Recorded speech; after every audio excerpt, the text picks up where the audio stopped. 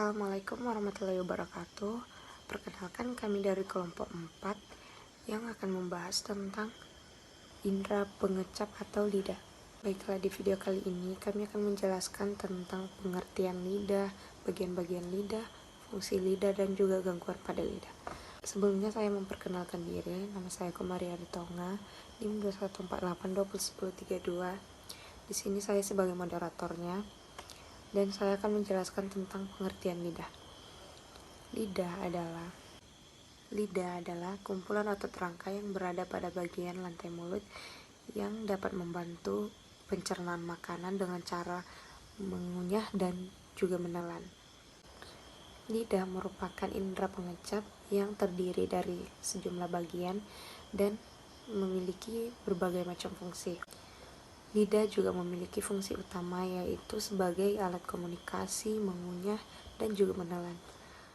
Bantu alat komunikasi, mengirim pesan makanan ke otak, membantu melembabkan mulut, dan lain sebagainya. Perkenalkan, nama saya Nurul Amalia, NIM 2148201029. Di sini saya akan menjelaskan yang pertama, lidah bagian atas atau permukaan superior. 2. Akar lidah. Pertama, bagian atas lidah ini memiliki bentuk seperti huruf V. Huruf V pada lidah disebut dengan sulcus terminal. Fungsi dari bagian atas lidah adalah mengecap rasa, sebab permukaan atas lidah akan bersentuhan langsung dengan makanan atau minuman yang masuk ke dalam mulut manusia. Kedua, akar lidah. Akar lidah letaknya di antara tulang hyoid dan juga di bagian rahang bawah lidah. Punggung pada bagian akar memiliki posisi duduk di bagian orofaring. Akar lidah berfungsi sebagai penggerak lidah sebab tanpa akar lidah tidak bisa bergerak ke sana dan kemari. Perkenalkan, nama saya Nur Husna, NIM 2148201030. Baiklah, di sini saya akan melanjutkan pembahasan dari anatomi dan fisiologi manusia tentang lidah. Yang saya jelaskan adalah bagian dari tubuh lidah.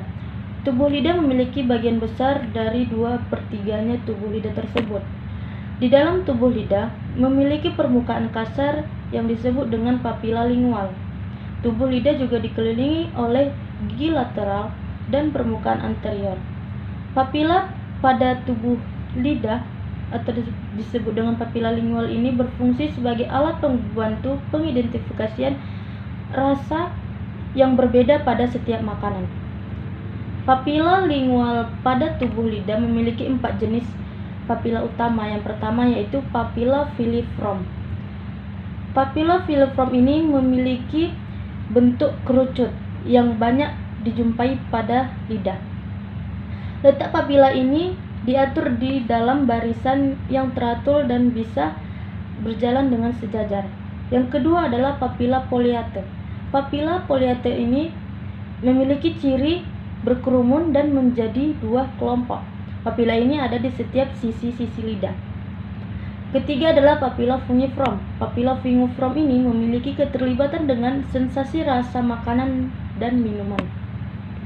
Papila fungiform ini memiliki selera yang tertancap di setiap permukaan papilanya, yang dimana rasa yang ditangkap dari papila fungiform ini adalah papila rasa asam manis maupun rasa asam.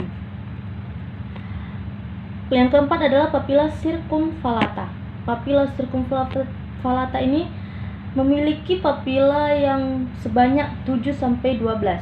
Pada masing-masing papila circumvallata terdapat beberapa ribu selera rasa, bentuk, dan papila circumvallata ini adalah bulat, terangkat, dan bisa dilihat dengan mata telanjang. Papila ini diatur dengan bentuk V yang di bagian belakang lidah. Mungkin sampai di sini pembahasan saya tentang bagian tubuh lidah. Kurang lebihnya saya mohon maaf, dan akan dilanjutkan oleh teman saya dari anggota kelompok saya tersebut. Terima kasih. Nama saya Nutri Angelica Gean, NIM 2148201031. Bagian yang keempat adalah tansil atau amandel. Tansil atau amandel yang ada di dalam mulut manusia juga termasuk bagian lidah.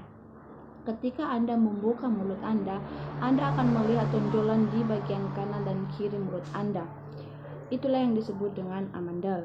Amandel bisa membesar seiring berjalannya waktu. Jika amandel terus berjalan, maka manusia akan kesulitan dalam menelan makanan. Ada juga fungsi dari amandel itu, yaitu fungsi utamanya adalah sebagai benteng pertama dalam pertahanan tubuh manusia, sehingga amandel itu berhubungan langsung dengan sistem kekebalan tubuh manusia.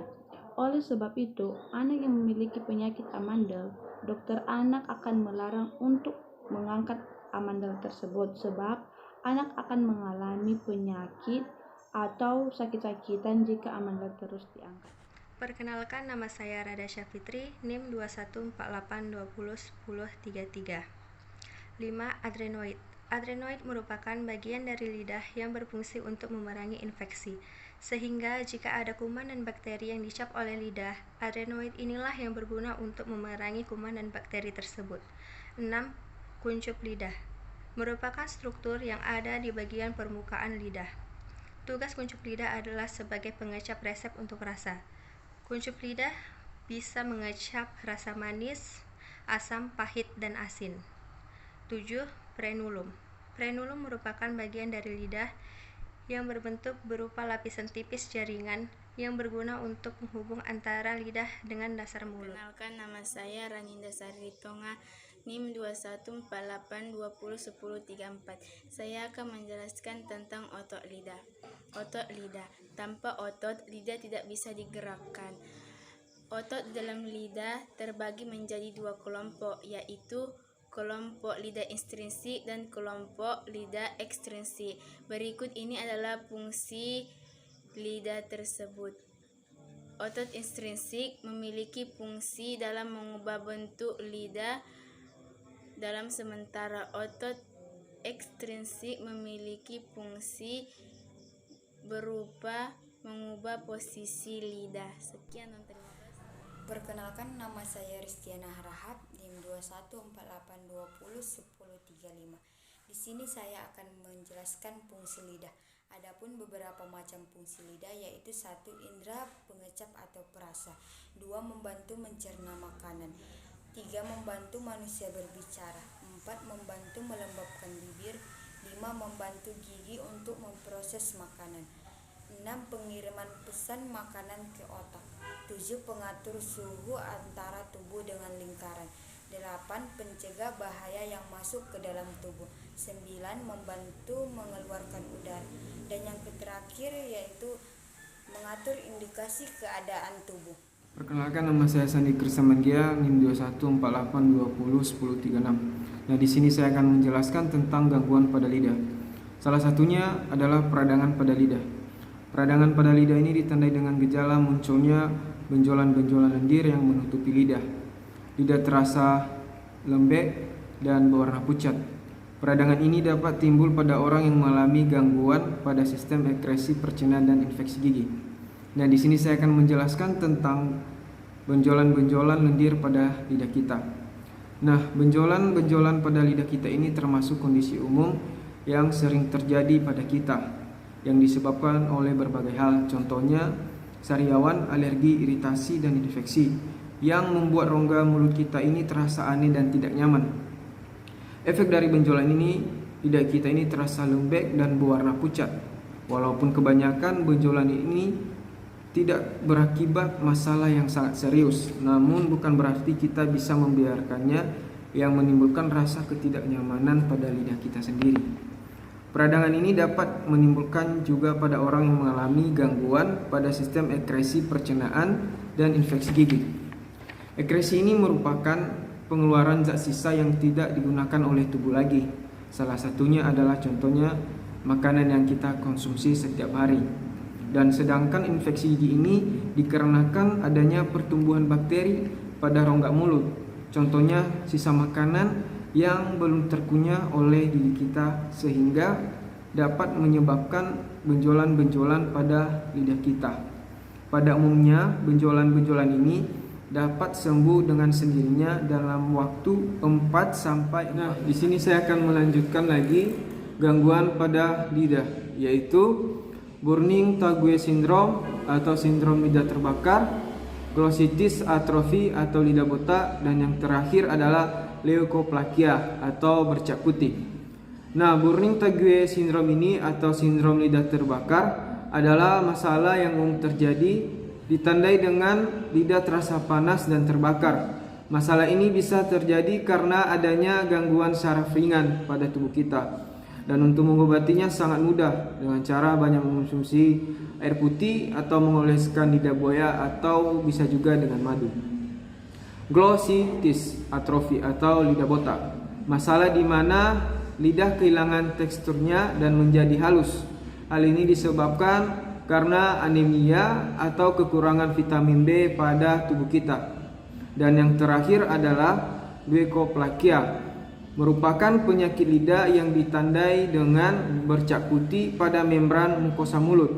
Bagian-bagian pada mulut yang umum bisa terjadi yang mengalami leukoplakia adalah lidah dan gusi.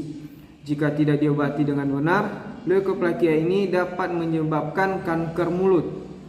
Penyakit ini sangat banyak diderita oleh mereka yang merokok dan masih mengunyah tembakau. Nah, sekian dari penjelasan dari saya. Terima kasih. Assalamualaikum warahmatullahi wabarakatuh. Perkenalkan, nama saya Sukri Ramadan, NIM 2148201038. Sariawan adalah gejala erosi pada lapisan epitel di dalam mulut yang dapat ditimbulkan rasa perih ketika makan. Sariawan biasa terjadi di lidah atau pipi. Sariawan disebabkan oleh kekurangan vitamin A, makan makanan yang bersifat panas, kekurangan zat besi, atau penurunan daya tahan tubuh. Kanker lidah. Kanker lidah merupakan salah satu bentuk dari kanker mulut. Perbedaannya terletak pada daerahnya. Jika letak sel kanker tersebut berada pada bagian yang lidah, maka para ahli menamakannya dengan sel kanker squamous ujung lidah. Namun, jika berada pada sepertiga atau terletak pada bagian belakang lidah, kedua tipe ini memiliki sifat dan karakteristik yang berbeda. Oleh sebab itu, penyebab langkah pengobatannya berbeda pula. Kanker lidah kebanyakan disebabkan karena tembakau atau minuman beralkohol.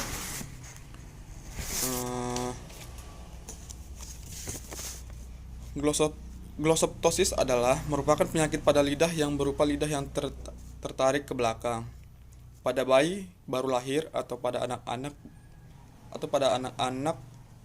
kondisi glossoptosis sangat berbahaya karena bisa saja sewaktu-waktu lidahnya menutup saluran pernapasan, yang bila tidak segera ditangani dengan benar bisa menyebabkan kematian. Nah, di sini saya akan melanjutkan gangguan pada lidah yang sebelumnya sudah dijelaskan oleh teman saya, yang mana gangguan pada lidah selanjutnya adalah glossoptosis. Nah, glossoptosis ini merupakan penyakit pada lidah yang berupa lidah itu tertarik ke belakang.